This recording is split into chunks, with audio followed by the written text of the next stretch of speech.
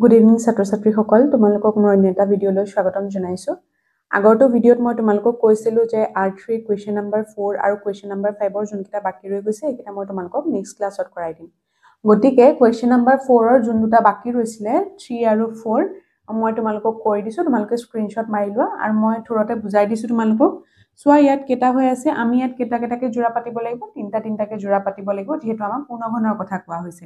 গতিকে ইয়াত তিনটা জোড়া পাতিলো তাৰ পাছত কি হল দুটাহে জোড়া হল আৰু এটা আমাক লাগে গতিকে আৰু এটা যদি আমি পূৰণ কৰি দিও 5 এটা তেনে হলে কি হ'ব তিনটা 5 আৰু তিনটা 5 তাৰ পৰা আমি কি লম তিনটা 5 ৰ পৰা এটা 5 আৰু আকৌ তিনটা 5 ৰ পৰা এটা 5 গতিকে 3125 ক 5 এৰে পূৰণ কৰিলে সংখ্যাটো পূৰ্ণঘন হ'ব এতিয়া সোয়া 648 ত কি উলালে আমি হৰণ কৰিলো উৎপাদক বিশ্লেষণ পদ্ধতিৰে ছুটি হৰণ পদ্ধতিৰে আমি উলিয়ালো উৎপাদকখিনি দুই কেটা উলালে তিনিটা হল ইহতৰ এটা জোড়া হ'ব 2 পূৰণ 2 পূৰণ 2 তাৰ পিছত 3 পূৰণ 3 পূৰণ 3 এটা জোড়া হ'ব হয় কাৰণ তিনটা আমি এটা জোড়া পাতিছিলো তাৰ পাছত সোয়া 3 টো এই 3 টো অকলখৰিয়া হৈ থাকি গল গতিকে ইয়াৰ লগত আৰু কি দুটা আমি পূৰণ কৰিব লাগিব 3 দুটা পূৰণ কৰিলে কি হ'ব তাৰ লগত 3 পূৰণ 3 পূৰণ 3 তিনটা 3 পূৰণ হৈ যাব তাৰ পৰা তেতিয়া আমি কি কৰিব পাৰিম এটা 3 লব পাৰিম এই তিনটা হল এটা জোড়া এই তিনটা হল এটা জোড়া গতিকে ইয়াৰ লগত জোড়া হবলৈ আৰু কেটা লাগিব পূৰণ 3 দুটা 3 লাগিবনে আমাক দুটা 3 পূৰণ কৰিলে আমি কি পাও 9 পাওনে গতিকে আমি কি লিখিছো সোয়া 648 ক 9 এৰে পূৰণ কৰিলে সংখ্যাটো পূৰ্ণঘন হ'ব ধৰিব পাৰিছা তোমালোকে স্ক্ৰিনশ্বট মাৰি লোৱা এতিয়া সোয়া question number 5 ৰ আমাৰ দুটা বাকি ৰৈ গৈছিলে number 2 আৰু number 4 টো গতিকে number 2 টো মই কৰাই দিছো 2187 আৰু 4 number টো আছিল 8192 গতিকে ইয়াৰ আমি উৎপাদক বিশ্লেষণ পদ্ধতিৰ উৎপাদকখিনি উলিওৱাৰ পিছত আমি কি পালো সোয়া আমি তিনটা জোড়া যেহেতু ইয়াত পাতিব লাগিব গতিকে মই এনেকে আঁচ দি গৈছো এটো মানে কি এটা জোড়া এটো মানে হ'ব এটা জোড়া বাকি কোনটো থাকিলে এটা 3 থাকিলে হয়নে এতিয়া আমাক খুদিছে হৰণ কৰাৰ কথা হৰণ কৰা মানে মই তোমালোকক কি কৈছিলো যে অতৰুৱাৰ কথা হয়নে হৰণ কৰা মানে আমি অতৰাব লাগিব আৰু পূৰণ কৰা মানে তাৰ লগত আৰু কেটা দিব লাগিব আমি ধৰিব পাৰিছা ডিফাৰেন্সটো কোনখিনিত আছে ইয়াৰ পৰা যদি আমি এটো কতৰাই দিও তেনে হলে কি হৈ গল এই তিনটাৰ এটা জোড়া এই তিনটা এটা জোড়া গতিকে সংখ্যাটো পূৰ্ণঘন এক্সট্ৰাকে কোন আছে এই তিনিটো আছে গতিকে তা কতৰাই দিলে আমাৰ কাম শেষ হৈ যাবনে গতিকে ইয়াত সোয়া 2187 ক 3 ৰে হৰণ কৰিলে সংখ্যাটো পূৰ্ণঘন হ'ব ঠিক তেনেকৈ 8192 ৰ কথাটো সোয়া আমি কি কৰিলো হৰণ কৰি পেলাই প্ৰথমতে উৎপাদকখিনি উলিয়াই ললো ক্ৰমান্বয়ে এতিয়া 8192 ৰ উৎপাদকখিনি সোয়া লিখিলো আমি কি হিচাপে লিখিছো সোয়া যেহেতু আমি তিনটাৰ এটা জোড়া বুলি ধৰি লৈছিলো গতিকে আমি ইয়াত কি কৰিলো এনেকে আছেডাল দি থলো এটো এটা জোড়া এটো দুটা জোড়া এটো তিনটা জোড়া এটো চাৰিটা জোড়া তেতিয়া তোমালোক লিখুতেও কনফিউজ নোহোৱা তিনটাই যেহেতু এটা জোড়া হৈছে গতিকে চাৰিটা জোড়াত কেটা থাকিব 12টা 2 থাকিব হয় 12টা লিখি লোৱাৰ পিছত এক্সট্ৰাকে কেটা আছে এটা 2 আছে গতিকে হেতু আমি ইয়াত লিখি দিলো এতিয়া হেতুক যদি অতৰাই দিও তেনে হলে কি হৈ যাব সব জোড়া পাতি থাকিব মানে কি হৈ যাব সংখ্যাটো পূৰ্ণঘন হৈ যাব গতিকে সেই দুইটোক যদি আমি অতৰাই দিও তেতিয়া কি হৈ যাব আমাৰ কাম হৈ যাব মানে সংখ্যাটো পূৰ্ণঘন হৈ যাব গতিকে আমি কি লিখিছো সোয়া 8192 ক 2 ৰে হৰণ কৰিলে এই পূৰ্ণঘন হ'ব গতিকে হৰণত অতৰাব লাগিব আৰু পূৰণত আমি কি কৰিব লাগিব আনিব লাগিব হৰণত অতৰাব লাগিব পূৰণত আনিব লাগিব গতিকে তোমালোকে স্ক্ৰিনশ্বট মাৰি লোৱা এই দুটা অংক এতিয়া সোয়া question number 6 ত আমাক কি দিছে নিম্নলিখিত সংখ্যা কেইটাৰ ঘনমূল উলিওৱা ইয়াত আমাক পদ্ধতিটো দি দিয়া নাই যে উৎপাদক বিশ্লেষণৰ সহায়ত উলিয়াব লাগিব নে উৎপাদক বিশ্লেষণ নকৰাকৈ উলিয়াব লাগিব গতিকে এটো তোমালোকে কৰিব লাগিব কোৱেশ্চনটো নম্বৰ চাই পেলাই তাত কিমান নম্বৰ আছে যদি 1 নম্বৰ আছে তোমালোকে কি কৰিব লাগিব উৎপাদক বিশ্লেষণ নকৰাকৈ মুখতে তোমালোকে ঘনমূলটো উলিয়াবলৈ চেষ্টা কৰিব লাগিব আৰু যদি তাতকৈ 2 নম্বৰ বা 3 নম্বৰ থাকে তেনে হলে তোমালোকে কি কৰিব লাগিব উৎপাদক বিশ্লেষণ পদ্ধতিৰ সহায়ত তোমালোকে ধুনিয়াকে কৰি দেখুৱাব লাগিব গতিকে যেহেতু আমাৰ কোৱেশ্চন নম্বৰ 8 ত আছে অলৰেডি উৎপাদক বিশ্লেষণ নকৰাকৈ ঘনমূল অনুমান কৰি লিখা হেতু যেহেতু আছে তাত আমি উৎপাদক বিশ্লেষণ নকৰাকৈ কেনেকৈ কৰিব লাগে উৎপাদক ঘনমূল উলিয়াব লাগে হেতু আমি তাত শিকিম এতিয়া আমি শিকো উৎপাদক বিশ্লেষণ পদ্ধতিৰে কেনেকৈ ঘনমূল উলিয়াব লাগে এতিয়া আমি আগবাঢ়ো কোৱেশ্চন নম্বৰ 6 ৰ কোৱেশ্চন নম্বৰ 1 লৈ 1331 ৰ আমাক ঘনমূল উলিয়াবলৈ দিছে গতিকে আমাৰ প্ৰথম কামটো হ'ব আমি তাৰ উৎপাদকখিনি ছুটি হৰণ পদ্ধতিৰে উলিয়াই ল'ব লাগিব 2ৰে হৰণ নাযায় 3ৰে নাযায় 4ৰে নাযায় 5ৰে নাযায় 6ৰে নাযায় গতিকে আমি 7ৰে হৰণ কৰি চাও 7ৰে হৰণ যায় নেকি এতিয়া দেখিছা তোমালোকে এটো 7ৰে হৰণ নাযায় ভাগ শেষ ৰৈ যায় 4 গতিকে 8 8ৰে তো নকৰো কাৰণ 8 টো যুগ্ম গতিকে এতিয়া আমি 9 লে আগবাঢ়ো 9ৰেও হৰণ নাযায় যেহেতু ভাগ শেষ ৰৈ গৈছে গতিকে আমি 11ৰ ফালে যাম ইয়াত চোৱা 11ৰে সম্পূৰ্ণৰূপে হৰণ গৈছে আৰু ভাগ শেষ কি হৈছে শূন্য হৈছে গতিকে 11ৰে কেইবাৰ হৰণ গৈছে 121 বাৰ গতিকে আমি কি লিখিব পাৰো 1331 ইকুৱেল টু 11 পূৰণ 11 পূৰণ 11 এতেকে 1331ৰ ঘনমূল হ'ব কিমান এই তিনটাৰ জোৰা পৰা আমি কেটা লম এটা লম নে 11 হ'বনে আনসাৰটো ধৰিব পাৰিছা এতিয়া আমি যাও কোৱেশ্চন নাম্বাৰ 6 ৰ 1 to 2 আমি কৰিলো গতিকে এতিয়া যাও আমি কোৱেশ্চন নাম্বাৰ 4 লৈ 2744 তাৰ আমি ঘনমূল উলিয়াও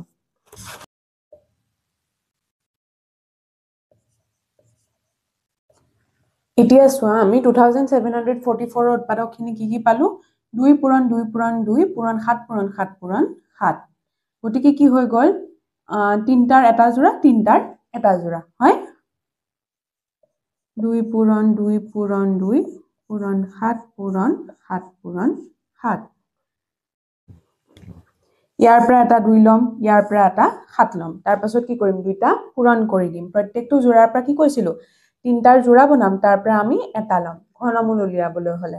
এই তিনটা জোৰাৰ পৰা এটা ললো আকৌ ইয়াত যদি 2 পূৰণ 2 পূৰণ 2 থাকি আকৌ ইয়াতো যদি 2 পূৰণ 2 পূৰণ 2 থাকিলে হেতেন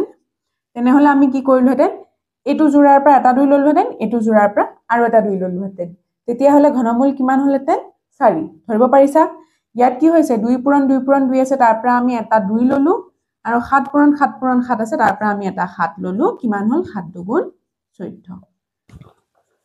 গতিকে কোৱেশ্চন নাম্বাৰ 6 ৰ নাম্বাৰ 1 আৰু নাম্বাৰ 4 টো মই তোমালোকক কল কৰি দিছো নাম্বাৰ 2 আৰু নাম্বাৰ 3 টো তোমালোকে নিজে ট্ৰাই কৰি চাবা নহলে মই নেক্সট ক্লাছত কৰাই দিম বাৰু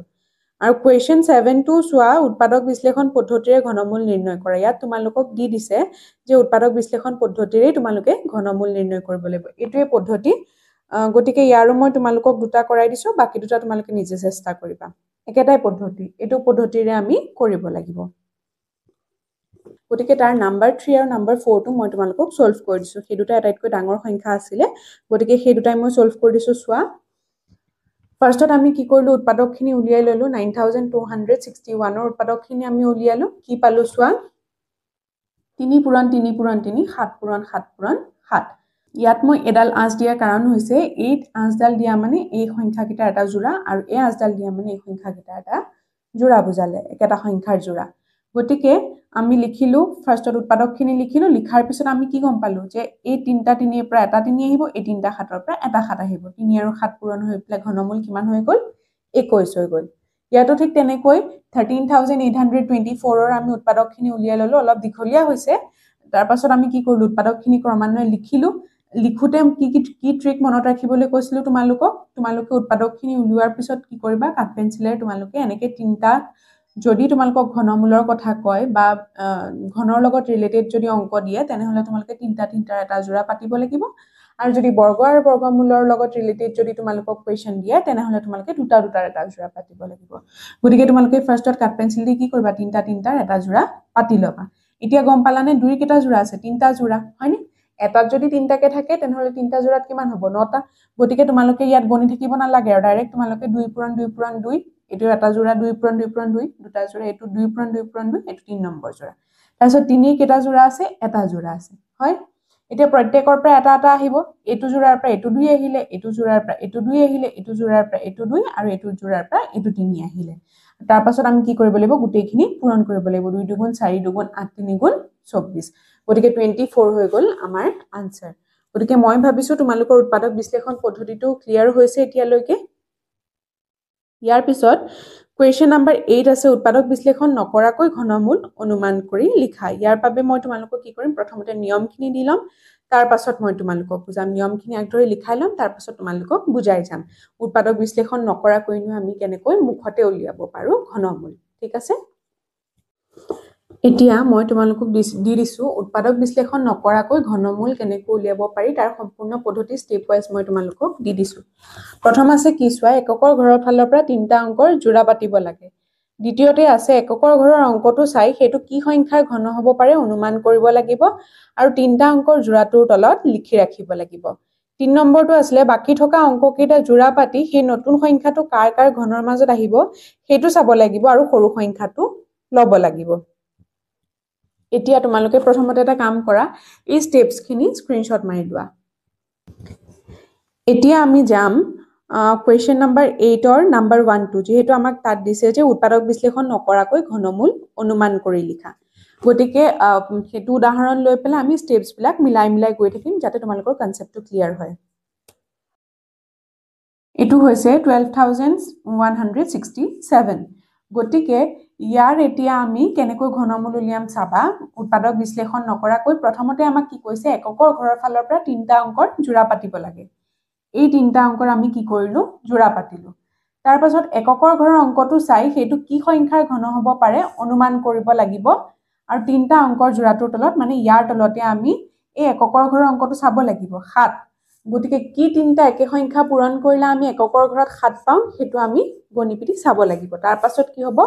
167 ৰ তলত আমি সেই সংখ্যাটো লিখি ৰাখিব লাগিব ধৰিব পাৰিছা গতিকে কি তিনটা একে সংখ্যা পূৰণ কৰিলে আমি 7 পাও বাৰু 2 পূৰণ 2 পূৰণ 2 কৰিলে কিমান পাও 2 দুগুণ 4 দুগুণ 8 3 3 গুণ 9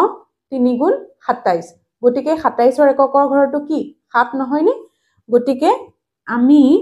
ইয়াত কি লিখো 3 লিখো কাৰণ 3 3 গুণ 9 3 গুণ 27 3 ঘন কৰিলে আমি এককৰ ঘৰত 7 পাও হেতুৱে আমাক কৈছেনে চোৱাচোন এককৰ ঘৰৰ অংকটো চাই হেইটো কি সংখ্যাৰ ঘন হ'ব পাৰে অনুমান কৰিব লাগিব আৰু তিনটা অংকৰ জোৰাটোৰ তলত লিখি ৰাখিব লাগিব আমি প্ৰথম অনুমান কৰিলো যে 3 3 গুণ 9 3 গুণ 27 গতিকে 3 ঘনৰ কি হ'ব পাৰে ঘনৰ এককৰ স্থানত 7 থাকিব পাৰে গতিকে আমি কি লিখিলো অনুমান কৰিলো তাৰ পাছত এই তিনটাৰ যোনটো আমি জোৰা পাতিছিলো তাৰ তলত আমি লিখি ৰাখিলো 3 এতিয়া বাকি থাকিল এই দুটা গতিকে ইয়াৰ জোৰা পাতিলো এটো কিমান হৈ গল 12 এতিয়া আমি চাব লাগিব 12 কি দুটা সংখ্যাৰ ঘনৰ মাজত আহে এতিয়া চাও 2 দুগুণ 4 দুগুণ 8 হয়নে 2 পূৰণ 2 পূৰণ 2 এটুক আমি কি বুলি লিখিব পাৰো জানানে বাৰু ঘনটোক 2 কিউব এনেকে লিখিব পাৰো তোমালোকে নিশ্চয় গম পোৱা হয়নে গতিকে 2 দুগুণ 4 দুগুণ কিমান হ'ব 2 কিউব মানে কিমান হৈ যাব 8 আৰু 3 মানে কিমান হৈ যাব 3 3 গুণ 9 3 গুণ 27 হয় গতিকে 8 আৰু 27 12 টো কাৰ মাজত থাকিব 8 আৰু 27 ৰ মাজত থাকিবনে 1 গুণ ইয়াৰ ওপৰত আমি কি পাম 2 আগত কি আছে 1 1 পূৰণ 1 পূৰণ 1 কৰিলে আমি কিমান পাম 1 1 আৰু 8 ৰ মাজত জানো আমি 12 টো পাম নাপাও কিহৰ মাজত পাম 8 আৰু 27 ৰ মাজত পাম নে এতিয়া আমাক কি কৈছে চোৱা বাকি থকা অংককেইটা জোৰা পাতি সেই নতুন সংখ্যাটো কাৰ কাৰ ঘনৰ মাজত আহিব হেতু চাব লাগিব এই বাকি থকা অংককেইটা আমি জোৰা পাতিলো সংখ্যাটো কিমান হল 12 হল এতিয়া 12 কাৰ কাৰ ঘনৰ মাজত আহিব 2 আৰু 3 ঘনৰ মাজত আহিব 2 পূৰণ 2 পূৰণ 2 কৰিলে আমি 8 পাও 3 পূৰণ 3 পূৰণ 3 কৰিলে আমি 27 পাও হয়নে গতিকে 2 আৰু 3 ঘনৰ মাজত কিমান থাকিব 12 থাকিব আমি কনফাৰ্ম হলো গতিকে এতিয়া আমি কোনটো লিখিব লাগিব সৰু সংখ্যাটো লব লাগিব সৰু সংখ্যা যোনটো যাৰ ঘন কৰি আমি 8 পাইছো গতিকে 2 ঘন কৰি আমি কি পাইছো 8 পাইছো গতিকে ইয়াত কি লিখিব লাগিব 2 আলটিমেটলি কি হল জানানে আনসাৰটো 23 ঘন কৰিলে আমি কিমান পাম জানানে 12167 এতেকে 23 ঘন কৰিলে আমি ইমান পাম আমাকটো কোৱেশ্চনটো খুদিছিলে বেলেগকে যে 12167 ঘনমূল কিমান গতিকে 12167 ঘনমূল হ'ব 23 এতিয়া আমি কোৱেশ্চন নম্বৰ 8 or 1 টো আমি সলভ কৰিলো এতিয়া নম্বৰ 2 লৈ যাও বৰ্গৰ ক্ষেত্ৰত মই তোমালোকক এটা কথা কৈছিলো তোমালোকৰ মনত আছে নে বৰ্গৰ সংখ্যাৰ ক্ষেত্ৰত কি হয় বাৰু যুগ্ম সংখ্যক শূন্যহে থাকিব পাৰে হয়নে ইয়াত কেটা শূন্য আছে তিনটা শূন্য আছে কাৰণ ইয়াত আমি ঘনমূল লিয়াব লাগে ইয়াত ঘনৰ কথা কোৱা হৈছে ঘনমূলৰ কথা কোৱা হৈছে যেহেতু গতিকে ইয়াত অযুগ্ম সংখ্যক শূন্য থাকিব পাৰে ধৰিব পাৰিছা কিন্তু বৰ্গৰ ক্ষেত্ৰত কিন্তু তিনটা শূন্য থাকিব নোৱাৰিব দুটা শূন্য থাকিব লাগিব, চাৰিটা থাকিব লাগিব, ছটা থাকিব লাগিব। ইয়াত তিনিটা, ছটা, নটা এনেকুৱা সংখ্যক শূন্য থাকিব লাগিব, মানে 3ৰ পূৰণফল হিচাপে থাকিব লাগিব শূন্যৰ সংখ্যাটো। ধৰিব পাৰিছা? তিনিটা আছে, ছটা থাকিব পাৰিব, নটা থাকিব পাৰিব, 12টা থাকিব পাৰিব। ক্লিয়াৰ হৈছে? গতিকে আমাৰ প্ৰথম কাম আছিলে কি যে আমি এককৰ স্থানৰ পৰা 3টা অংকৰ প্ৰথম জোৰাটো পাতিব লাগে, হয়? ইয়াত আছে চোৱা কি 0 0 0, 3টা শূন্য আছে, গতিকে আমি শূন্য পূৰণ কৰিহে শূন্য পাম। গতিকে ইয়াৰ এককৰ স্থানত কি থাকিব? আমি কি গম পালো যে শূন্য থাকিব। হল? এতিয়া 8, তাৰ পাছত এই 3টাৰ জোৰা পাতাৰ পাছত বাকি থাকিলে কিমান? 8 বাকি থাকিলে, হয়? গতিকে 8টোতো নিজে এটা ঘন সংখ্যা, হয়নে? কিহৰ ঘন পাওঁ বাৰু? 2 ঘন কৰিলে আমি 8 পাওঁনে? আৰু 3 ঘন কৰিলে আমি কিমান পাওঁ? 27 পাওঁ। আমি যোনটো নিয়ম পঢ়িছিলো তাৰ মতে কি যে 27 আৰু 8ৰ মাজত কি হয় আমি 8 সংখ্যাটো পাওঁ। গতিকে ইয়াৰ ভিতৰত সৰু কোনটো? 2, গতিকে 2টো আমি ল'ব লাগিবনে? এতেকে 8000ৰ ঘনমূল কিমান হ'ব? 20। ধৰিব পাৰিছা? এতিয়া যেহেতু 3টা স্থানতে শূন্য আছিলে, গতিকে আমি কি গম পালো যে শূন্য পূৰণ কৰিলে শূন্যৰ ঘন উলিয়ালেহে আমি 0 0 0 পাম। ইয়াততো কোনো সংখ্যা নাই, 1 0 0 বা 2 0 0 বা তেনেকুৱা কোনো সংখ্যা নাই। গতিকে ইয়াত আছে কি? তিনিওটাই শূন্য। গতিকে আমি কি গম পালো যে আমি ভাবিবলগীয়া একো কথা নাই যে শূন্যৰ ঘন কৰিব লাগিব, তেতিয়াহে আমি শূন্য পাম। ধৰিব পাৰিছা? তাৰ পাছত 8ৰটো কি হ'ল? 8টো 2 আৰু 3 আৰু 2ৰ ঘনৰ মাজত থাকে, 3 ঘন আৰু 2 ঘনৰ মাজত থাকে। 2 ঘনটোৱে হৈছে 8, গতিকে 3 আৰু 2 ঘনৰ মাজত 8টো থাকে। গতিকে এই দুটাৰ ভিতৰত সৰু কোনটো? 2, গতিকে ইয়াত আমি লিখিলো 2। আলটিমেটলি কি হ'ল? 8000ৰ ঘনমূল হ'ল 20। ধৰিব পাৰিছা? এতিয়াটো আছে 4096, 4096। গতিকে 3টা অংকৰ জোৰা পাতিলো প্ৰথম এইটো, তাৰপিছত এইটো অকলশৰীয়া হৈ থাকিলে ইয়াৰ এটা এক্সট্ৰা জোৰা হ'ল। এতিয়া আমি চাব লাগিব ইয়াৰ এককৰ স্থানত কি আছে? 6 আছে, হয়? কি 3টা একে সংখ্যা পূৰণ কৰিলে আমি 6টো পাম। 6 পূৰণ 6 পূৰণ 6 6 গুণ 36, আৰু তাৰ লগত যদি 6 পূৰণ কৰো তেনেহলে এককৰ স্থানত কিমান আহিব? 6 আহিবনে? গতিকে আমি কি গম পালো? 096। ইয়াত আমি এককৰ স্থানৰ অংকটোৰ ওপৰত গুৰুত্ব আৰোপ কৰিব লাগে। অথনি কি হৈছিলে? গোটেইকেইটা শূন্যই আছিলে, গতিকে আমি কি কৰিছিলো? ডাইৰেক্ট সেইকাৰণে শূন্য লিখিছিলো। কিন্তু ইয়াত চোৱা কি আছে? 0 9 6, গতিকে এককৰ স্থানত কি আছে? 6 আছে। গতিকে আমি চাব লাগিব যে 6 কেতিয়া পাম? কি 3টা একে সংখ্যা পূৰণ কৰিলে আমি 6 পাম। 6 পূৰণ 6 পূৰণ 6, মানে 6 ঘন কৰিলে 6 কিউব কৰিলে আমি তাৰ এককৰ স্থানত কি পাম জানানে? 6 পাম। গতিকে ইয়াৰ তলত আমি কি লিখি ৰাখিলো? 6 লিখি ৰাখিলো। এতিয়া 4টো আমি কাৰ কাৰ ঘনৰ মাজত আহে চাব লাগিব। 1 পূৰণ 1 পূৰণ 1, কিমান পাম? 1। তাৰ পাছত 2 পূৰণ 2 পূৰণ 2, কিমান পাম? 8। এইটোক আমি কি ক'ব পাৰো? 1 কিউব। এইটোক আমি কি ক'ব পাৰো? 2 কিউব। গতিকে 1ৰ ঘন আৰু 2ৰ ঘনৰ মাজত কি থাকে? 4 থাকে। 1 আৰু 8ৰ মাজত 4টো পাম নে নাপাম? আমি পাম। গতিকে 1 আৰু 2ৰ ভিতৰত সৰু কোনটো? 1টো সৰু নে? গতিকে ইয়াত 1টো বহিবনে? এতেকে 4096ৰ ঘনমূল কিমান হৈ যাব? 60। ধৰিব পাৰিছা কেনেকৈ আমি নিয়মখিনি এপ্লাই কৰিছো ইয়াত? এতিয়া আমি যাওঁ 4 নম্বৰটোলৈ। কি আছে চোৱা? 5832, 5832। প্ৰথমতে কি? এককৰ স্থানৰ পৰা 3টা অংকৰ জোৰা পাতিলো আমি, তাৰপিছত এইটো অকলশৰীয়াকৈ থাকিলে ইয়াৰ জোৰা হ'ল, হয়? এতিয়া প্ৰথম জোৰাটোত আমি প্ৰথম 3টা অংকৰ জোৰাটোত আমি কিহৰ ওপৰত গুৰুত্ব দিব লাগিব? এই এককৰ স্থানটোৰ ওপৰত। এতিয়া আমি চাব লাগিব যে কি 3টা একে সংখ্যা পূৰণ কৰিলে আমি তাৰ এককৰ স্থানত 2 পাওঁ। গতিকে 2 দুগুণ 4 দুগুণ 8, 2 3টা পূৰণ কৰিলে আমি 8 পাওঁ। 3 3টা পূৰণ কৰিলে আমি 27 পাওঁ, এককৰ ঘৰত থাকে 7। 4 3টা পূৰণ কৰিলে আমি 64 পাওঁ, তাৰ এককৰ স্থানত থাকে 4। 5 3টা পূৰণ কৰিলে এককৰ ঘৰত থাকে 5। 6 3টা পূৰণ কৰিলে এককৰ ঘৰত থাকে 6। 7 3টা পূৰণ কৰিলে কিমান থাকে আমি কৰি চাওঁ? থাকিব 3। 7 7 গুণ 49, 9 7 গুণ 63, 3 থাকিব। 8 3টা পূৰণ কৰি চাওঁ, এইটোত থাকিব 2। 8 3টা পূৰণ কৰিলে তাৰ এককৰ স্থানত কি থাকিব? 2 থাকিব। 8 8 গুণ কিমান হ'ব?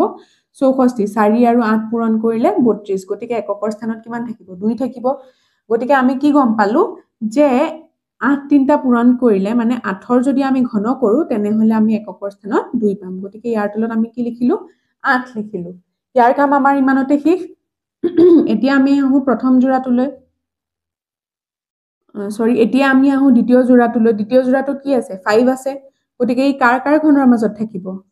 একৰ ঘন কিমান হয় 1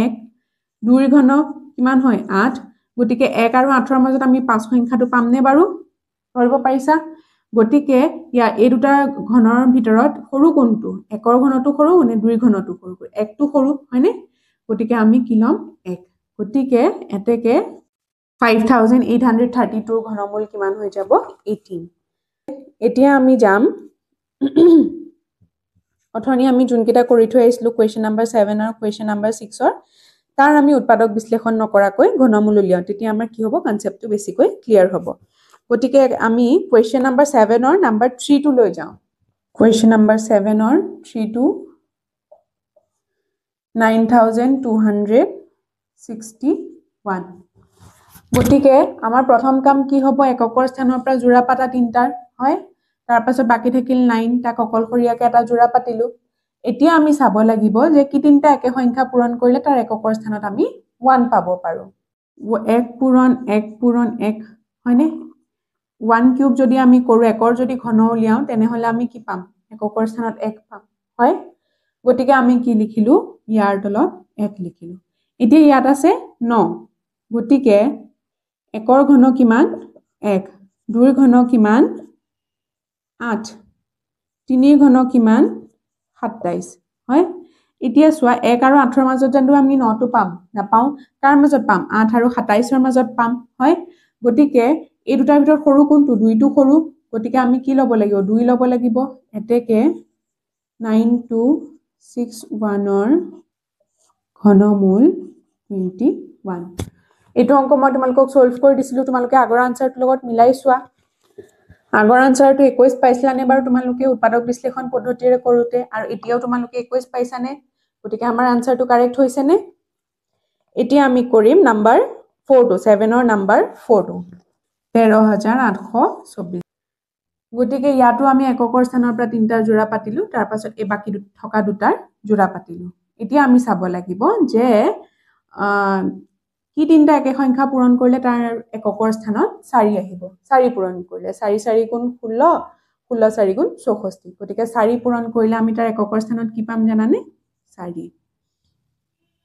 4ৰ মানে ঘন ললে আমি তাৰ এককৰ স্থানত কি পামগে 4 পামগে গতিকে আমি ইয়াৰ তলত কি লিখিলো 4 লিখিলো এতিয়া 13 টো দেখি হৈ আছে আমি দেখি এতিয়া আমি যিমান কৰি গৈছো এটো কিহৰ মাজত আহিব 8 আৰু 27ৰ মাজত আহিবনে 2 আৰু 3ৰ ঘনৰ মাজত আহিবনে বাৰু 2 কিউব কৰিলে আমি কিমান পাম 8 আৰু 3 কিউব কৰিলে 27 8 আৰু 27ৰ মাজত 13 টো আহিবনে বাৰু ইহত দুটাৰ মাজত সৰু কোনটো 2 এতেকে 13824 ৰ ঘনমূল কিমান হৈ যাব 24 ধৰিব পাৰিছা ক্লিয়াৰ হৈছে আৰু ইয়াতে আমাৰ বৰ্গমূলত কি হৈছিলে যিকোনো সংখ্যা পূৰণ কৰি পেলাই আমি 1 1 পূৰণ কৰি পেলাই কিমান পাইছিলো 1 গুণ 1 আৰু 9 9 গুণ 81 গতিকে 1 পূৰণ কৰিলেও কি হয় একৰ যদি বৰ্গ উলিয়াও তাৰো এককৰ স্থানত 1 থাকে আৰু 9 ৰ যদি বৰ্গ উলিয়াও তাৰো এককৰ স্থানত কি হয় 1 থাকে কিন্তু ইয়াত আমাৰ তেনেকুৱা একো অসুবিধা নাই একৰ ঘন কৰিলে তাৰ আমি এককৰ স্থানত কি পাম 1 পাম 2 ঘন কৰিলে তাৰ এককৰ স্থানত 8 পাম 3 ঘন কৰিলে 7 পাম সবৰে বেলেগ বেলেগ ইয়াত কোনো একে নাথাকে মানে বুলে 3 ঘন কৰিলে এককৰ স্থানত 7 পালো আকৌ বুলে 7ৰ ঘন কৰিলে তাৰ এককৰ স্থানত 7 পালো তেনেকুৱা নহয় প্ৰত্যেকৰে বেলেগ বেলেগ একৰ ঘন কৰিলে আমি 1 পাম 2 ঘন কৰিলে 8 3 ঘন কৰিলে 7 4 ঘন কৰিলে 4 5ৰ ঘন কৰিলে 5 6ৰ ঘন কৰিলে 6 7ৰ ঘন কৰিলে তাৰ এককৰ স্থানত আহিব 3 8ৰ ঘন কৰিলে তেনেকৈ আহিব বেলেগ 9 ঘন কৰিলে বেলেগ আৰু 0 10ৰ ঘন কৰিলে তো এককৰ স্থানত 0 আহিব গতিকে প্ৰত্যেকটোৰে ইয়াত কি হয় বেলেগ হেতু কাৰণে আমাৰ কি হয় ইয়াত সুবিধা হৈছে ধৰিব পাৰিছা বৰ্গৰ ক্ষেত্ৰত যেতিয়া আমি একৰ বৰ্গ কৰিছিলো তেতিয়াও আমি এককৰ স্থানত 1 পাইছিলো আৰু যেতিয়া 9ৰ বৰ্গ কৰিছিলো তাৰো এককৰ স্থানত আমি কি পাইছিলো 1 পাইছিলো 9 গুণ কিমান 81 তাৰ এককৰ স্থানত 1 আছিল গতিকে ইয়াত এটো আমাৰ হেতু প্ৰবলেম নহয়